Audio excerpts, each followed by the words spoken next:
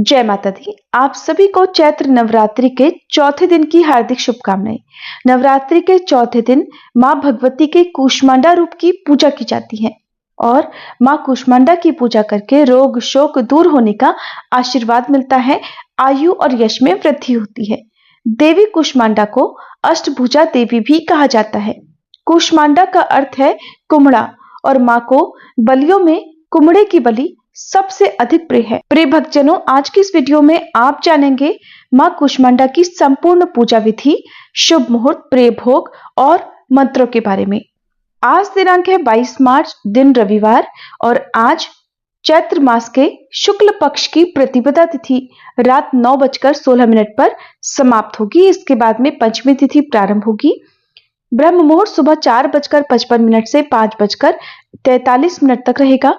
सूर्योदय होगा सुबह 6:32 पर, सूर्यास्त होगा शाम 6:34 पर। और आज चैत्र मास के शुक्ल पक्ष की विनायक चतुर्थी भी है। इस दिन विघ्नहर्ता भगवान गणेश जी की पूजा करके मां कूष्मांडा की पूजा करें तो संतानहीनों को संतान सुख भी प्राप्त होता है, वहीं संतान की रक्षा भी होती है। आज भद्रा भी लग रही है और भद्रा काल आज सुबह 10:36 से लेकर रात 9:16 तक रहेगा। भद्रा का वास स्वर्गलोक में रहने के कारण ये भद्रा पृथ्वीलोक पर अशुभ नहीं होगी। आज राहु काल शाम 4:30 से 6 बजे तक रहेगा और मां कूष्मांडा की पूजा करने के लिए प्रातः काल मुहूर्त रहेगा सुबह 5:12 से 6:23 तक। शाम की पूजा का मुहूर्त शाम 6:32 से 7:44 तक रहेगा। आइए अब जानते हैं मां कूष्मांडा की पूजा विधि, मंत्र, भोग और नियमों के बारे में। देवी कूष्मांडा ही सृष्टि की आदि स्वरूपा आदि शक्ति है। इनका निवास सूर्यमंडल के भीतरी लोक में है और वहां निवास कर सकने की क्षमता और शक्ति केवल इन्हीं में है। इनके शरीर की कांति और प्रभा भी सूर्य के समान ही दिव्यमान है। इनके तेज और प्रकाश से 10 दिशाएं प्रकाशित हो रही हैं। ब्रह्मांड की सभी वस्तुओं और प्राणियों में जो तेज समाया हुआ है वह इन्हीं देवी की छाया है। मां कूष्मांडा की पूजा अर्चना से भक्तों के समस्त रोग शोक मिट जाते हैं। इनकी भक्ति से आयु, यश, बल और आरोग्य की वृद्धि होती है। मां कूष्मांडा बहुत जल्दी ही सेवा से प्रसन्न हो जाती हैं, इसलिए अगर सच्चे मन से मां की पूजा करे, उपासना करे तो उसे बहुत जल्दी मनोवांछित फलों की प्राप्ति भी हो सकती है। आज मां कूष्मांडा की पूजा करते समय एक खास सावधानी व्रती महिलाओं को बरतनी है, जिसके बारे में इस वीडियो के लास्ट में आप जानेंगे। ये जानकारी बहुत महत्वपूर्ण है। पहली बार यदि आप व्रत रख रही हैं तो हमेशा इस बात का ध्यान आप मां कूष्मांडा की जब भी पूजा करें तो जरूर रखें। नवरात्रि के चौथे दिन सुबह स्नान आदि से निवृत्त होने के बाद मां कूष्मांडा की पूजा का संकल्प लें, व्रत का संकल्प लें। धूप दीप जलाकर मां कूष्मांडा का आह्वान करें, ध्यान करें।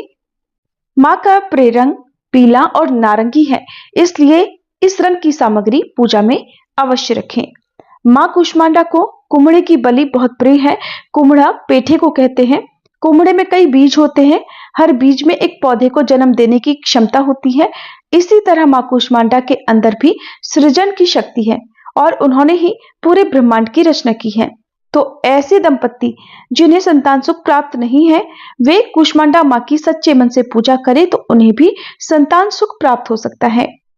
कोई भी व्रत या पूजा बिना मंत्रों के, बिना चालीसा स्तोत्र के अधूरा रहता है। तो व्रत का पूर्ण फल प्राप्त करने के लिए या पूजा का पूर्ण फल प्राप्त करने के लिए मंत्रों का जाप अवश्य करें।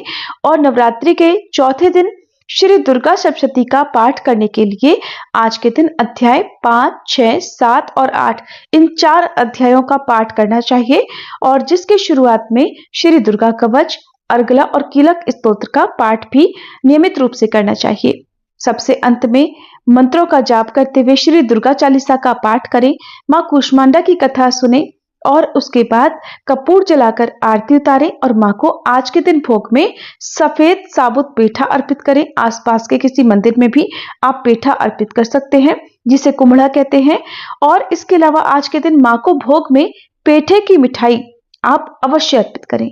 केसर युक्त पेठा अर्पित करने से मां शीघ्र प्रसन्न होकर अपने भक्तों की मनोवांछित कामनाएं पूर्ण करती हैं और अपने भक्तों के घर में सुख समृद्धि का आशीर्वाद देती हैं। आज के दिन मां को भोग में मालपुए का और बताशे का भोग भी लगाया जाता है। हर दिन नियम से पान, सुपारी, इलायची का भोग भी मां को अर्पित करना चाहिए। बाद में जिसे प्रसाद रूप में परिवार के ही किसी सदस्य को देना चाहिए। मां को लगाए गए फलों का भोग प्रसाद रूप में व्रती को स्वयं भी ग्रहण करना चाहिए, लेकिन ऐसी कोई भी सामग्री, ऐसी कोई भी वस्तु ग्रहण नहीं करनी चाहिए जिससे कि व्रत खंडित हो जाए। सुबह पूजा करने के बाद अग्यारी करें। पूजा के अंत में हाथ जोड़कर सच्चे मन से क्षमा प्रार्थना करें। व्रत रखना है तो दिन भर व्रत रखें और शाम के समय एक बार फिर से मां की पूजा करें। धूप दीप जलाकर आरती उतारें और मां को भोग लगाएं। शाम के समय सात्विक फलाहार का भोग आप मां को अर्पण कर सकते हैं। बहुत से भक्त ये प्रश्न करते हैं कि जब नवरात्रि के दिनों में हम व्रत रखते हैं तो फिर अन्न का, जैसे कि खीर का या मालपुए का भोग कैसे लगा सकते हैं।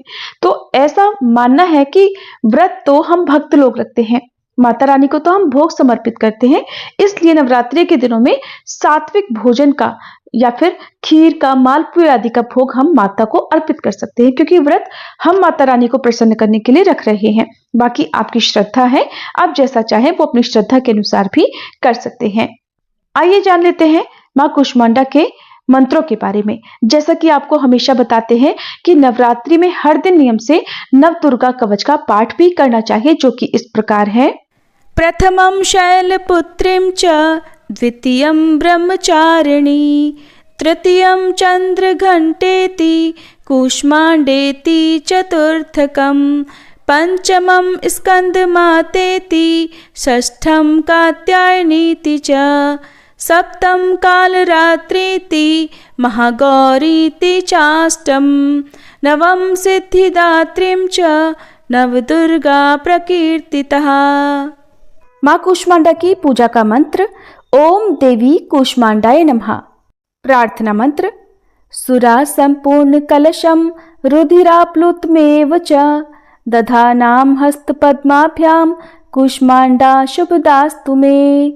स्तुति या देवी सर्वभूतेषु मां कूष्मांडा रूपेण संस्थिता नमस्तस्यै नमस्तस्यै नमस्तस्यै नमो नमः।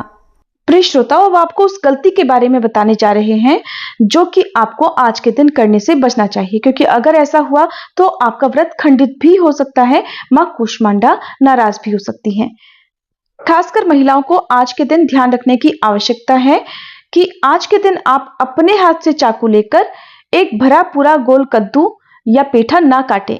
अगर आप कुम्हड़े का भोग यानी पेठे का भोग मां को अर्पण करना चाहते हैं तो साबुत पेठा अर्पित कर सकते हैं। इसके अलावा कद्दू, पपीता, पेठा, नारियल, खरबूजा, तरबूज, गोल वाली लौकी और खीरा, इस तरह की सभी जो भी खाद्य सामग्री हैं, जो भी फल सब्जियां हैं, वो गर्भ के स्वरूप भी माने जाते हैं और इस स्वरूप के कारण ही इनमें कूष्मांडा माता का वास होता है। ऐसे में महिलाओं को और खास तौर पर गर्भवती महिलाओं को या जो संतानहीन महिलाएं हैं, उन्हें ऐसे फलों को, ऐसी सब्जियों को खुद से आज के दिन नहीं काटना चाहिए। व्रत वाले दिन देवी पूजा के समय, इस समय तो आपको ये काम करने से बिल्कुल बचना चाहिए। ऐसे में इन फलों को काटने या फोड़ने के लिए आप परिवार के किसी अन्य पुरुष सदस्य की सहायता ले सकते हैं।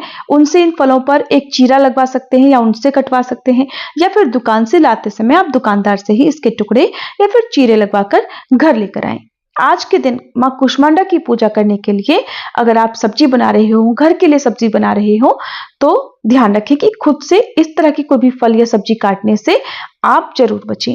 बाकी ये जो नियम है, ये लोगों की अपनी अपनी धारणाएं हैं, इसलिए अगर आपने गलती से ऐसा कोई काम कर भी लिया है तो सच्चे मन से आप मां से क्षमा प्रार्थना कर सकते हैं, ताकि आपके मन में कोई भी भय ना रहे। ये थी आज की वीडियो। हमारे चैनल पर मां कूष्मांडा की कथा भी सुनाई जाएगी, श्री दुर्गा सप्तशती के सभी पाठ भी सुनाए जा रहे हैं।